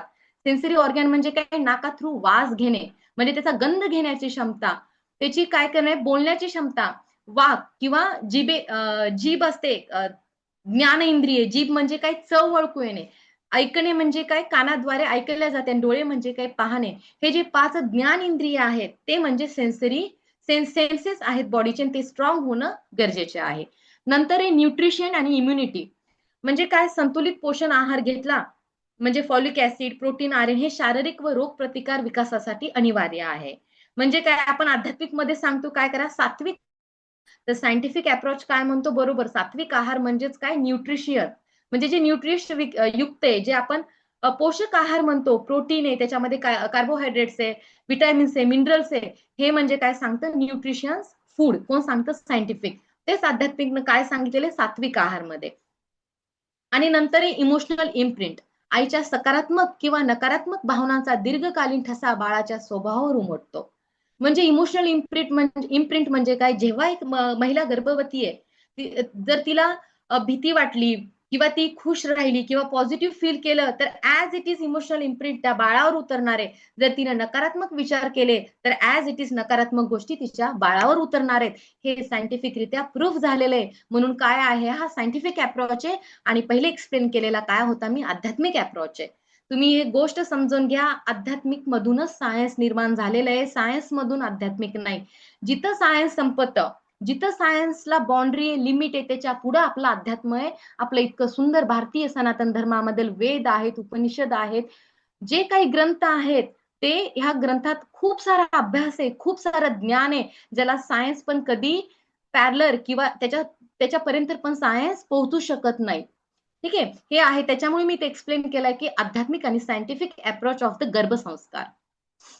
आणि नेक्स्ट आहे की हे बघा, हा फरक मी टाकलाय की गर्भसंस्कार करणारी महिला आणि गर्भसंस्कार न करणारी महिला यामधला फरक आपण थोडक्यात जाणून घेऊ. आता जी जी महिला आहे तिने गर्भसंस्कार केलाय किंवा करतीये, आईचे शारीरिक व मानसिक आरोग्य व्यवस्थित राहते. योग्य आहार, योग, ध्यान, चांगले विचार, आई संतुलित व काय होते, ऊर्जावान होते. आणि इथेच गर्भसंस्कार न करणारी महिला अनियमित आहार, तणाव, नकारात्मक विचार, असंतुलित आरोग्य राहतं तिचं. मग गर्भसंस्कार करणारी महिलामध्ये काय अजून एक दिसतं, बाळाचा विकास, गर्भातच संस्कार, बुद्धिमत्ता व चांगल्या सवयींची काय होते, बीजे रुजल्या जातात. आणि गर्भसंस्कार न करणारी महिला विकास, त्या बाळाचा विकास अस्थिर होतो. चिडचिडेपणा, घाबरटपणा, रागट, भीती, जे काही वाईट गुण आहेत, जे काही षडरूप रिपू आहेत, ते काय उतरतात, ते बाळामध्ये इनडायरेक्टली काय होतात, उतरल्या जातात. नंतर हे भावनिक परिणाम. जसं भावनिक परिणाम कसा होतो, आई आनंदी राहते, गर्भातच संस्कार होतात, बुद्धिमत्ता व चांगल्या सवयीची काय होतात, बीजे रुजल्या जातात. आणि हेच गर्भसंस्कार न करणाऱ्या महिलांमध्ये तणावग्रस्त आई राहते, अस्थिर व भीतीदायक बाळ निर्माण, म्हणजे बाळ काय होते, ती तशा बाळाला जन्म देते. अजून एक सगळ्यात महत्वाचा मेन पॉइंट म्हणजे भारतीय संस्कृतीचे प्रतिबिंब. जर त्या महिलेने गर्भसंस्कार आहे, गर्भसंस्कार करतीये महिला, तर ती त्याच्यात काय वाचणार, आपल्या भारतीयामधली वेद वाचणार, रामायण, महाभारत, गीता, मंत्र, भजन, बाळाला काय होणार, याचे संस्कार जाणार. आणि जर नकारात्मक गोष्टी पाहिल्या, नकारात्मक युट्यूबवर काही पाहिलं, टीव्हीवर काही पाहिलं, मोबाईलमध्ये येणाऱ्या निगेटिव्ह न्यूज पाहिल्या, तर काय होणार, तो मनोरंजन म्हणून आपण पाहतो, पण ते काय होणार, त्याचा परिणाम चुकीचा होतोय. आता मी ते एक गोष्ट ऍड करते, ब्रेन रॉटिंग म्हणून एक आलेलं आहे. Continuous Instagram scrolling scrolling scrolling, हा काय करताय तुम्ही न कळत, तुमचं ब्रेन, तुमची ब्रेनची क्षमता, ब्रेनचा विकास म्हणण्यापेक्षा जी काही ब्रेनची पॉवर आहे तिथे तुम्ही नष्ट करतायत. त्या गोष्टीची गरज आहे का बरं? इंस्टाग्राम ओपन केलं, तुम्हाला कळतही नाही, तुम्ही ऑब्झर्व करा, आज गर्भवती असो नसो, इंस्टाग्राम ओपन केलं, चला मी सपोज मी 6ला इंस्टाग्राम ओपन केलं, स्क्रोल करणार, युट्यूबवर शॉर्ट्स पाहणार, इंस्टाग्रामवर काय पाहणार, रील्स पाहणार. ह्याच्यामुळे काय होतंय, ब्रेन रॉटिंग होतीये, ब्रेन सडतोय आपला. रॉटिंग म्हणजे काय, सडणे, लोकांना कळत नाही. अरे काय होत नाही रे, काय झालं, थोडं पाहिलं, हसलो, अरे समजत नाहीये. इनडायरेक्टली ते सबकॉन्शियस माइंड मध्ये स्टोअर होतोय आणि तिथं तुमचा ब्रेन काय होतं, सडतोय. तुम्ही चांगलं पहा ना, पण लिमिटमध्ये पहा. त्याच्याऐवजी तुम्ही मॅन्युअल करा गोष्टी. मी इंस्टाग्राम पाहणार नाही, मी एक पुस्तक वाचेल. काय गरज आहे सकारात्मक विचार मोबाईलवर पाहण्याची? काहीच गरज नाहीये. ते खूप म्हणजे धोकादायक, घातक होत आहे मानवी शरीराला. आणि याच्यामुळे काय होत आहे, आपले जीन्स पण खराब होत आहे. ठीक आहे, मी मोबाईल पाहतोय, अरे ह्यानं काय होणार, मी खातोय का, अरे त्याची एनर्जी तुमच्या आत जातीये, हे समजत नाहीये. सगळं इनविजिबल आहे, हे दिसत नाही ह्या गोष्टी, हे काय ऊर्जा असतात. त्याच्यामुळे ब्रेन रॉटिंग तुम्हाला थांबवायची असेल तर या गोष्टी तुम्ही बंद करा. ठीक आहे, त्याच्यापेक्षा वाचन करा, तुम्ही खेळा, तुम्ही निसर्गात जा. पण कंटिन्युअस मोबाईलचा वापर, युट्यूब पाहणे, शॉर्ट्स पाहणे, रील्स पाहणे, हे आपलं ब्रेन काय करतोय, आपल्याला सडतंय, आपलं ब्रेन कुजत जात आहे. ठीक आहे, आणि मग गर्भसंस्कार न करणारी महिलेमध्ये काय होतं, की याचं होतं, तिला माहिती नाही मी काय पाहायचं, मी काय पाहायचं नाही. याच्यामुळे काय होतं, बाळ नकारात्मक तयार होतं. आणि सगळ्यात महत्वाचा मुद्दा, भविष्यातील समाजासाठी योगदान. हे समजू नका, मला बेबी होतोय तर काय फक्त माझ्या घरच्यांपुरता नाही. एक बाळ, एका महिलेचं एक बाळ अख्खी पिढी घडवते, पिढी उभा करते. उद्या जाऊन येणारी भविष्यातली पिढी आपल्याला कसं पाहिजे हे आपल्यावर अवलंबून आहे, ना की त्या बाळावर. ते तुम्ही, तो जेव्हा गर्भात असताना तुम्ही वाटेल तसे वागले, वाटेल तसे केले, आणि नंतर तुम्ही त्यांच्याकडून एक्सपेक्टेशन्स ठेवतायत की पिढी खराब निघाली. आजकाल तुम्ही पहा, झेनजी जनरेशन सगळ्यात बदनाम जनरेशन आहे. त्या जनरेशनला काहीच कळत नाही म्हणे. अरे का कळत नाही, त्यांची चूक आहे का हो? नाही, त्यांच्या आई वडिलांची, ते ज्या वातावरणात वाढले, ज्या वातावरणात ते राहतायत, त्यांची चूक आहे. त्या झंजी जनरेशनची चूक नाहीये. आज ते मोबाईल पाहताय, आज ते कुठे मोबाईल कॅरी करतायत, त्यांना बोलण्याची पद्धत नाही, समजण्याची नाही, कधी झोपायचं, कधी उठायचं, काय खायचं, याचं कसल्याच गोष्टीचं भान नाही. Only because of the reason is the parent. ती कुठे राहती, महिला कुठे आहे, आजूबाजूचं वातावरण कसं आहे, त्याच्यामुळे ह्या पिढीला नाव ठेवण्यात अर्थ नाहीये. म्हणून एक महिला गर्भवती आहे तर तिने विचार करावा, तिच्या कुटुंबाने विचार करावा, पिढी घडवायची आहे, पिढी घडणार आहे, पुढच्या पिढ्या येणार आहे, तर कुठे जाऊन काय होणार आहे, हा समाज बदलेल. म्हणून भविष्यातील समाजासाठी काय होईल, योगदान ठरेल. जर एक महिला गर्भसंस्कार करते तर तिचा अर्थ काय, ती तिच्यासाठी नाही करत आहे, समाजासाठी पण करत आहे, हे तिने लक्षात ठेवलं पाहिजे. एक सुजान, सजग व संस्कारी संतती समाजाला लाभते. जशी आपण उदाहरणं पाहिली, शिवाजी महाराज, मदर तेरेसा, ते महान व्यक्ती होऊन गेले. कोणामुळे? त्यांच्या मातेमुळे. ते काही त्यांच्यामुळे नाही झाले, त्यांच्या मातेमुळे झाले, त्यांच्या आईमुळे झाले, त्यांच्या घरातील वातावरणामुळे झाले. ते जर पिढी घडवायची असेल तर ह्याच्यासाठी गर्भसंस्कार इज द मस्ट थिंग. हे बेसिक नीड आहे. जसं अन्न, वस्त्र, निवारा ह्या मूलभूत गरजा आहे, तसं गर्भसंस्कार एका गर्भवती महिलेसाठी तितकी तिची मूलभूत गरजा पाहिजे. तिची फर्स्ट प्रायोरिटी पाहिजे की गर्भसंस्कार. 5,000ची साडी नका घेऊ मला सणाला, पण मला गर्भसंस्कारचे क्लास लावा. ठीक आहे, क्लास लावणं होत नाही, मला पुस्तकं आणून द्या, मला माहिती घेऊ द्या, असे फ्री सेशन मला अटेंड करू द्या. समजते तुम्हाला? सगळं पैसा वाचून अडत नसतं. बिना पैशाच्याही खूप काही गोष्टी असतात, खूप सारे रिसोर्सेस असतात. मी म्हणत नाही की गर्भसंस्कार क्लासेस लावा, नका लावू, पण जे बेसिक तुम्हाला माहिती आहे ते तुम्ही करा, पुस्तकातून शिका. हा, क्लासेस लावण्याची कधी गरज पडते, जेव्हा तुम्हाला योगा करायचा आहे, ब्रीदिंग म्हणजे प्राणायाम करायचे, हे तुम्ही तुमच्या मर्जीने शकत. कारण की याच्यासाठी एक प्रॉपर गायडन्स लागतो, ट्रेनर लागतो. हे मनाने नाही करता येणार, कारण की ते रिस्की राहते का प्रेग्नेंट महिलासाठी. ठीक आहे. आणि जर गर्भसंस्कार न करणारी महिला काय समाजात नकारात्मकता वाढवते, निगेटिव्ह वाढते. जे काही तुम्ही पिढी पाहताय, जे काही लोक पाहतायत, भांडण करणारे, राग करणारे, तंटा करणारे, एकमेकाला फसवणूक करणारे, तर हे काय आहे, हे नकारात्मक वाढलेली त्यांचे गर्भसंस्कार काय नीट झालेले नाहीयेत. आणि त्याच्यामुळे हे जे गोष्टी तुम्हाला समाजामध्ये दोन्ही गोष्टी दिसतात, सकारात्मक पण आणि नकारात्मक, पॉझिटिव्ह आणि निगेटिव्ह, हे दोन्ही बाजू आहे. जसं एका नाण्याच्या दोन बाजू असतात, तशा दोन्ही बाजू दिसतात, पण ते आपल्या हातात आहे की निगेटिव्ह बाजू किती आपण कमी करू शकतो. एक महिला म्हणजे फक्त एका बाळाला जन्म देत नाहीये, एक पिढी घडवते, एक निसर्ग घडवते, हे एका महिलेने समजलं पाहिजे. त्याच्यामुळे आपण सुरुवातीच्या श्लोकामध्ये संत कबीर यांचा दोहा पाहिला, संत तुकाराम यांचं आपण एक वाक्य पाहिलं. कशासाठी पाहिलं? की ह्यासाठी की त्यांना कळून गेलं, ते संत होऊन गेले, त्यांना कळून गेले, आणि आपण सुशिक्षित असून आपल्याला करतोच ना, आपल्याला नाही कळत आहे. आपण इतके मागासलेले झालोत का? आपली इतकी दुर्गती झालीये का? हे कुठंतरी या गोष्टीची जाणीव असावी, भान असावं. आणि प्रत्येक स्त्रीने असं नका समजू, आता इथे जितके जण ऑनलाईन आहेत, जे सेशन अटेंड केलेत, ती गर्भवती महिला आहे का? नाहीये. तुम्ही तुमच्या पुढच्या येणाऱ्या पिढीला सांगा, तुम्ही मुलीला सांगा, तुम्ही शेजारणीला सांगा, तुमच्या फ्रेंड्सला सांगा. समजते का तुम्हाला? मी गर्भवती म्हणजे ही माझी रिस्पॉन्सिबिलिटी? नो. जे गर्भवती नाहीये त्यांनी पण हे काय केलं पाहिजे, ज्ञान पुढे पास केलं पाहिजे.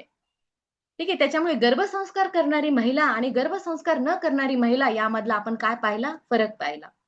नंतर आम्ही थोडेसे तिथं पुस्तकं ऍड केले आहेत. जसं बऱ्याच जणांना क्लासेस लावणं करणे पॉसिबल होत नाही, तर आयुर्वेदिक गर्भसंस्कार हे गर्भधारणेचे शास्त्र व कला डॉक्टर श्री बालाजी तांबे यांचं आहे. खूप छान पुस्तक आहे. आणि माझं फेवरेट पुस्तक आहे मनोवांछित संतती गर्भसंस्कार पालक तत्व, श्री स्वामी समर्थ सेवा व आध्यात्मिक विकास मार्ग यांनी केलेलं हे पुस्तक आहे. आणि खाली काही तुम्हाला संदर्भासाठी काही पुस्तकं मी ते ऍड केली आहेत. बरेच ऍप पण आहे. जर प्ले स्टोअरवर गेलात, प्रत्येकाच्या मोबाईलमध्ये आज फ्लिपकार्ट आहे, आज मेशो आहे, आज अमेझॉन आहे, त्याऐवजी तुम्ही असे पण काही फ्री ऍप्स आहेत गर्भसंस्काराचे, ते तुम्ही डाउनलोड करा. ते तुम्हाला गाईड करतील काय करायचे किंवा नाही करायचंय. गर्भसंस्कार हा केवळ आजच्या गर्भवती आईपुरता मर्यादित नाहीये, तो उद्याच्या संततीतून संपूर्ण समाज घडवणारा आहे. भावी पिढीचा पाया मजबूत करायचा असेल तर तो आईच्या शांत मनातून, वडिलांच्या सहकार्याने, कुटुंबाच्या आधाराने, समाजाच्या मूल्याने, विज्ञानाच्या खात्रीने आणि अध्यात्मताच्या पवित्रीने घडवावा लागतो. कारण गर्भसंस्कार म्हणजेच काय, भावी पिढी घडवण्याचा खरा पाया आहे. धन्यवाद. आई जगदंबेचे कृपाछत्र आपल्यावर सदैव राहो. जीवनात आनंद, आरोग्य आणि यश लाभो हीच मी प्रार्थना करते. आणि सर्वांना धन्यवाद की गेले 1 तास 60 मिनिट झाले मी कंटिन्युअस बोलते, तुम्ही ऐकलं. समजून घ्या, माय इंटेन्शन इज ओनली वॉज की प्युअर इंटेन्शन होतं की तुम्हाला समजलं पाहिजे गर्भसंस्कार म्हणजे काय, त्याची गरज तुम्हाला समजली पाहिजे, म्हणून हा विषय मला इथे मांडावा वाटला. मी इन्स्टिट्यूटचे पण आभार मानते की त्यांनी मला संधी उपलब्ध करून दिली इथे बोलण्यासाठी. मी माझ्या कुटुंबाचे आभार मानते आणि सर्वांचे इथे धन्यवाद मानते. थँक्यू. खूप छान दीदी. अतिशय सुंदर आणि उत्तम शब्दामध्ये तुम्ही जे गर्भसंस्कार भावी पिढी घडवण्याचा पाया याविषयी आम्हाला मार्गदर्शन केलं. त्यामुळे नक्कीच आमच्या विचारांना एक नवीन दिशा भेटली. खरंच जर गर्भसंस्कार झाले नसते तर प्रल्हाद हा प्रल्हादासूर झाला असता, भक्त प्रल्हाद झालाच नसता. आणि जिजाऊंनी जर गर्भसंस्कार केले नसते तर आपण आज कुठे असतो आपण विचारच करू शकलो नसतो. एक आई, जसं तुम्ही सांगितलं की एक मुलगा आपण जन्माला घालत नाहीये, एक समाजासाठी एक भावी पिढी जन्माला घालतोय. अगदी बरोबर आहे. जिजाऊंनी फक्त एका मुलाला नाही तर 350 वर्षानंतरही ज्यांचं आपण आदरपूर्वक नाव घेतो त्या शिवबांना गर्भसंस्कारातूनच घडवलं. ज्ञानेश्वरांना त्यांच्या आईने उत्तम गर्भसंस्कार दिले म्हणून त्यांनी 16व्या वर्षी अगदी अल्प वयात त्यांनी ज्ञानेश्वरी लिहिली. आज आपण काय करू शकतो? आपलं वातावरण जरी योग्य नसेल आजूबाजूचं तर आपण आपलं मन शांत ठेवून आपल्या बाळामध्ये जे इनपुट करायचंय ते आपण स्वतः करू शकतो. ऍटमॉस्फिअरचा आपल्यावर परिणाम न होऊ देता. प्रल्हादाच्या आईनेही तेच केलं होतं. युद्धाला गेले होते हिरण्यकशिपू आणि त्यांनी लपून एका ऋषीच्या आश्रमात राहिल्यावर त्यांना गर्भसंस्कार दिले म्हणून एक उत्तम प्रल्हाद झाला, ज्याने स्वतःच्या वडिलांनाही जुमानलं नाही. एवढी ताकद जर एक आई आपल्या गर्भातून आपल्या शिशूला देऊ शकते. एखादं चिमुकलं, भक्त प्रल्हाद हा खूप मोठा नव्हता जेव्हा तो आपल्या वडिलांच्या विरोधात गेला होता. त्याची इच्छाशक्ती, त्याची विचार करण्याची ताकद एवढी प्रबळ होती ती फक्त गर्भसंस्कारामध्ये. शिवाजी महाराजांनी 16व्या वर्षी स्वराज्याची शपथ घेतली होती. अगदी अल्प वयात त्यांनी हे केलं. म्हणजे ज्या स्त्रियांनी स्वतः ठरवलं की मी माझ्या बाळाला असं करणार, ते बाळ नक्कीच काहीतरी करतं. आणि गर्भसंस्कार खूप महत्वाचे आहेत. जर विवेकानंदाच्या आईंनी त्यांना ती गोष्ट जर शिकवली नसती, मला खूप छान आठवते ती गोष्ट. त्यांनी जेव्हा चाकू आईंना दिला होता, धारधार बाजू आपल्याकडे ठेवली आणि मूठ आईकडे दिली, तेव्हा त्यांच्या आईंनी त्यांचं कौतुक केलं होतं की तू खूप मोठा होणार आहेस, जेणेकरून तू आपल्याकडे हे धारधार भाग ठेवलास आणि सुरक्षा कवच हे माझ्याकडे दिलंस. हे त्या गर्भसंस्कारातूनच आलं होतं. जेव्हा एखादी आई स्वतःच्या मुलाला अप्रिशिएट करते तेव्हा त्या मुलाला कळतं की माझ्यात काय आहे. आणि हे दुसरं कोणीच करू शकत नाही. सगळ्यात जास्त मूल कनेक्टेड असतं आपल्या आईसोबत. ते जन्मानंतर नाही, जन्माच्या आधी 9 महिन्यापासून. आणि हे सगळं गर्भसंस्कारातून घडतं. एक उत्तम पिढी, एक भावी पिढी, एक सुंदर पिढी घडवण्याचं कार्य गर्भसंस्कार करतो. हे इतके मी स्वतः गर्भसंस्कार तर केलेलेच आहेत, पण आज अजून मला एक छान विचार ऐकण्यास भेटले, त्यामुळे खूप धन्यवाद दीदी. आणि मी पुढील सूत्र मॅडमच्या हाती स्वाधीन करते. सर विजय शेंडगे मॅडम यांना मी विनंती करते. हा बोला मॅडम. हॅलो. पुढील सूत्र. हा बोला ना. आभार सर. आभार मॅम. हो धन्यवाद.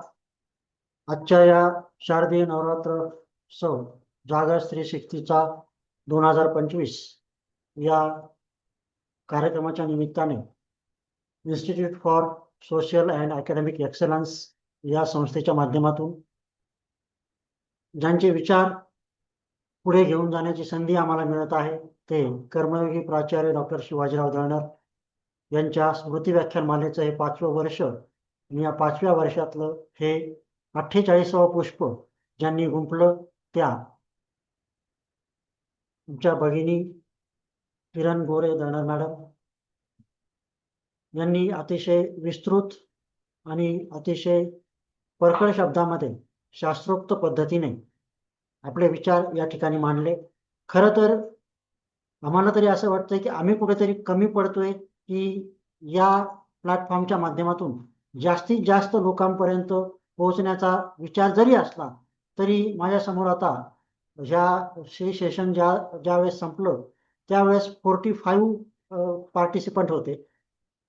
इथे थोडंसं विरोधाचं जर बोलायचं झालं तर अशा ऑनलाईन प्लॅटफॉर्मची सध्या लोकांना तितकीशी गरज वाटत नाहीये, असा यातून आपण अर्थ काढायचा का, असंही या ठिकाणी मला नमूद करावं लागतं. आणि दुसरी महत्वाची बाब अशी की आज कोविड नंतर अनेक प्लॅटफॉर्म, अनेक व्याख्यानं, अनेक वक्ते, अनेक विचार यामुळे जनसामान्यामध्ये एक वेगळी जी काही त्याला आपण म्हणतो की वेगळा समज असा निर्माण झालेला आहे की कोणी उठतं व्याख्यान देतं, कोणी उठतं त्याचे विचार व्यक्त करतं. तर मला या माध्यमातून आपल्या सगळ्याला सांगायला आवडेल की या प्लॅटफॉर्मवरचे आत्तापर्यंतचे जे काही झालेले व्याख्यानं आहेत ते व्याख्यानं आणि इथून पुढचे जितकेही व्याख्यानं होतील तितके व्याख्यानं अभ्यासपूर्ण व्यक्तीचेच असतील यात शंका नाही. त्याचं कारण असं की मी सुरुवातीलाच म्हटलं की ज्यांचे विचार घेऊन जाण्याची जबाबदारी तुमच्या माध्यमातून आम्ही जी काही घेऊन जात आहोत त्यांचे विचार इतके कमी नव्हते किंवा इतके पोकळ नव्हते की असं कोणी काही म्हणावं. तर पुन्हा एकदा मी या ठिकाणी नमूद करतो की स्त्रीला स्त्रीसारखी वागणूक, त्याचबरोबर केवळ स्त्रीसारखी वागणूक नव्हे तर एका शक्तीसारखी वागणूक ज्यांनी देण्याचा प्रयत्न केला, यांच्या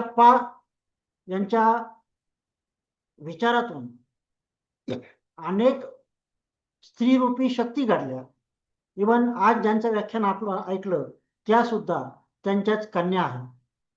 अनेक विचार त्यांनी आपल्या या व्याख्यानातून मांडले. मी तर असं म्हणेल हे त्यांच्या तोंडातून आदरणीय सरांचे विचार या ठिकाणी बाहेर पडले असं आपल्याला सगळ्यांना म्हणावं लागेल.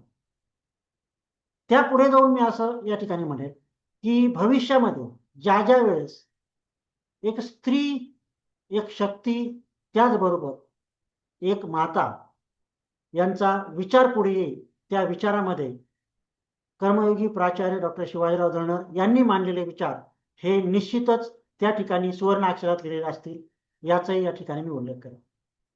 या व्याख्यानमालेदरम्यान, या व्याख्यानमालेच्या माध्यमातून आमचा जो काही हा छोटासा प्रयत्न चालू आहे त्या प्रयत्नाला अनेक वेळेस यश येताना दिसतं, अनेक वेळेस अपयश येताना दिसतं.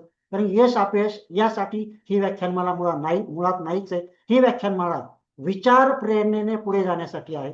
मग ते विचार कोणत्याही क्षेत्रातले असो, ते विचार कुठल्याही वक्त्याचे असो, ते विचार कुठल्याही त्या ठिकाणी विषयावरचे असो.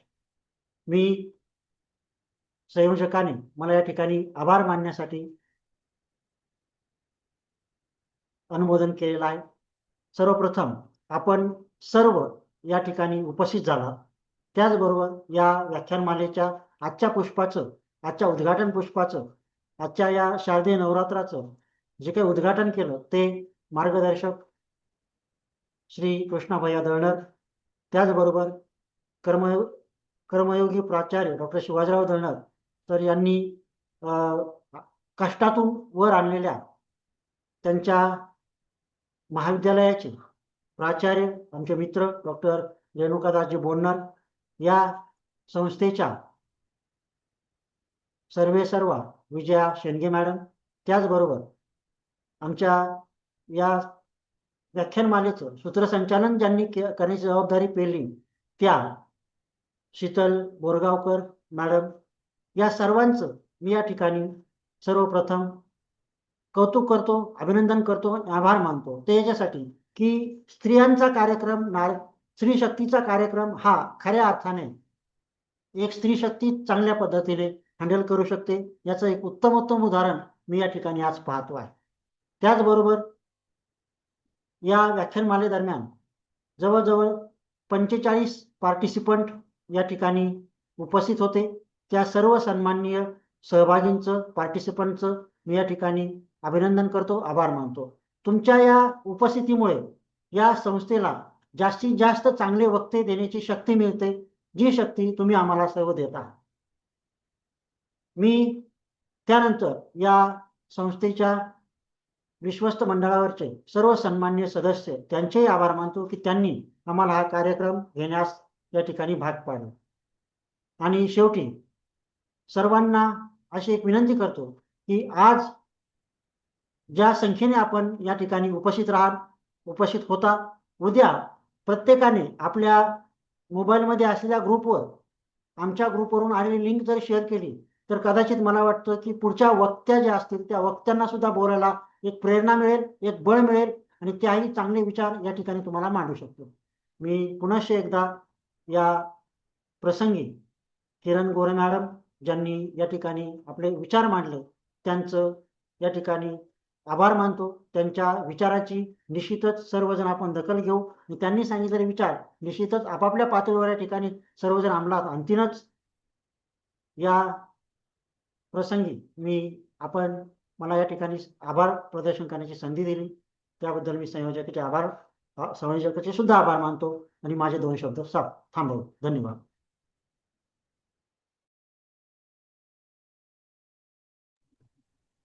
धन्यवाद सर. सगळ्यांना अशी विनंती करते की उद्याही आपल्याकडे सुंदर असे पुष्प विणण्यासाठी सौभाग्यवती करे मॅडम उपस्थित राहणार आहेत. सर्वांनी उद्या उपस्थित राहावे. सर्व वक्त्यांनाही अशी विनंती आहे की त्यांनी पण उद्या जॉईन करावे. आणि अध्यक्षाच्या वतीने हा कार्यक्रम संपला असं मी जाहीर करते. धन्यवाद.